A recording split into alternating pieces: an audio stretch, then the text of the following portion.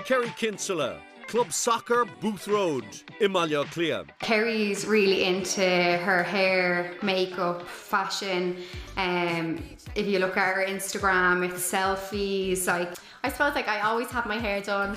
I probably wouldn't wear it if my hair wasn't done. And I enjoy dressing up and being girly. I love being a girl and getting to do that stuff. So I think that's where it comes out, but I don't think I can switch that off. To look at Kerri, you wouldn't think she's a footballer. You'd think she's small and you wouldn't think she'd be up for a tackle, and next thing you're looking at her and she's throwing her 2 feet in. You wouldn't even think the tackle would be on, and she'd be well up for it. Dog Kerri a baile le dul araster, timpeall an Dowen. It was a good thing that she went travelling, even though we didn't want her to. And I think we're just proud that she continued to play football while she was away. She never kind of let that love go.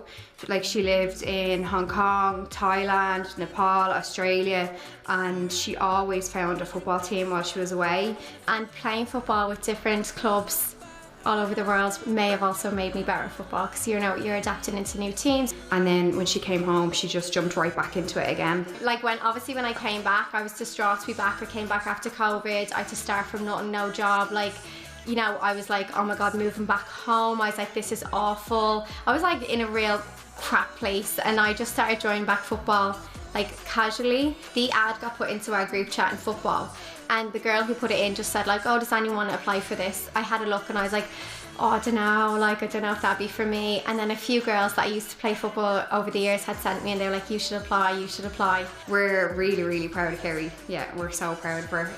Ever since she started playing football, from smaller awards right up to now. And I'm super proud of her. We all are. But to see where girls football has come now, it's so good. There's girls only underage teams, and I just love that. I love seeing where I came from and how football has progressed for girls. Underdogs, a go forward to the Airgrid.